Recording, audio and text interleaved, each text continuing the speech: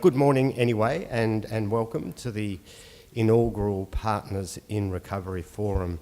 So for those who don't know me, my name is Rod Wilson. I'm the acting CEO at Northern Medicare Local. I'd like to start this morning's proceedings by acknowledging the traditional owners of the land on which we meet and pay my respects to their elders past and present.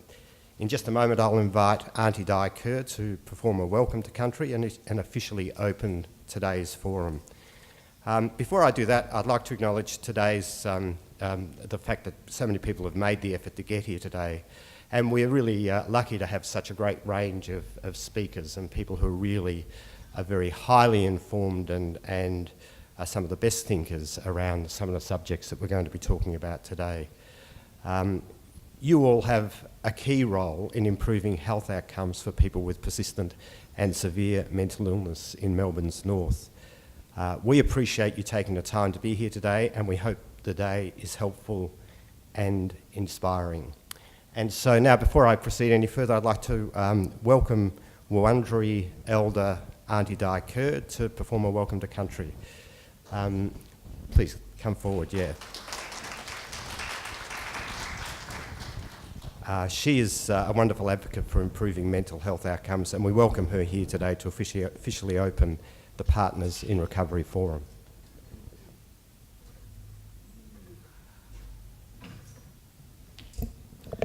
Good morning, everyone.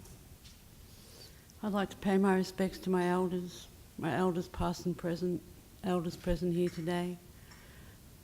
I'd like to acknowledge all of you here today, people from the Aboriginal community that are here, and pay my respects to your ancestors and families and elders. And I love coming out here. It's beautiful. I don't get out here very often. I actually live right over the other side of town at Narre. But along here is very special to my people, and it's got lots of beautiful country and very bushy, and it's just nice. It's a nice place to be. And down Nyoka down there, we often go there as family and come for the weekend, and there's lots of artefacts and lots of reminiscing about my people and where they're from. And I am interested in the well-being of my people, and we actually call it social, emotional and health and well-being. When we talk to a lot of our community about mental health, they put up a barrier, and they sort of get a bit freaked out, which a lot of people do. But I've been on a journey for a number of years about why, in particular, our people aren't healing, and why there's more issues and emotional health and well-being issues in our community, and it seems to be getting broader and broader. And I do a lot of travel in my days, and every day, and sometimes I travel on a lot of public transport, and even in the wider community I notice that well-being issues are getting very strong in communities, and I worry about our communities breaking down. And there's a lot of drugs and alcohol, and particularly at the moment that awful drug ice, that are causing a lot of issues in every community, and a lot of well-being issues. And so I've been thinking, how do we do this? And I'm glad that I'm actually glad that there are Medicare locals now, and you super clinics and things like that, because like our model from with the Aboriginal Community Controlled Health Organisations, we do have everything for our people to be able to access. And when you walk in the door at the health service, you're looked after, you're given a cuppa and you're looked after, and when you leave, everything's done for you. All your appointments are done, and if you need transport, you're actually transported as well. So that helps with our emotional well-being, that we don't have to stress when we get home and make more and more phone calls and try and get into specialists and things like that. So I'm glad that there are people now starting to think that way about having everything done together so that your client can get better, because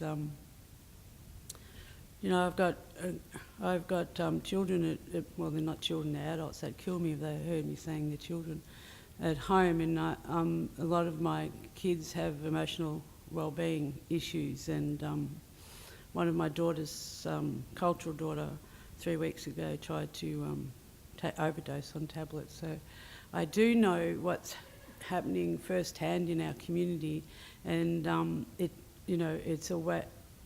People need to realise that it doesn't just happen to those people or these people. It can happen to you.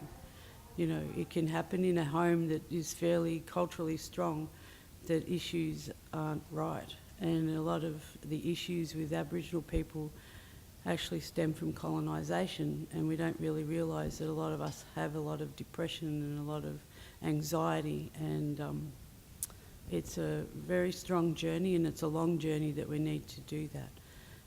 In order to do that, we all need to understand each other. As different races and different cultures and different religions, we all need to understand each other. How do we do that? The easiest way to do that is actually talk to each other. Just talk to each other and share who you are and where you come from. Because when we understand each other, we can live in harmony. When we live in harmony, we eradicate racism and stigma, and we take a lot of those issues away. And I want, we all want our children and our up-and-coming future leaders to live in peace. And a lot of our communities are struggling, so it's up to us here today to make a difference. And we also, we leave it sometimes for this should be done or that should be done, but we leave it for someone else to do. We need to do. And we need to get out of our comfort zone and actually try and do. And I think we'll live in a lot better world. And thank you for sitting around and talking about issues that are quite important in our communities. And I mean everybody's community, and in particular mine. So I hope you have a wonderful day on country here. It is a beautiful country, and hopefully you might be blessed by Bunjil, the eagle flying past sometime today. He is out this way. So I'd like to offer you my hand in friendship. I do that with cultural respect and dignity as a symbol so that we can all walk together. May Bunjil, my Creator, surround you all and keep you safe on country. And on behalf of my elders, I say Waminjika, Wurundjeri Balakim and Gundibik. That means welcome. Welcome to the home of Wurundjeri country. And I wish to welcome you all from the tops of the trees to the roots in the ground. Because when we look after this beautiful country, it really does look after us. So thank you.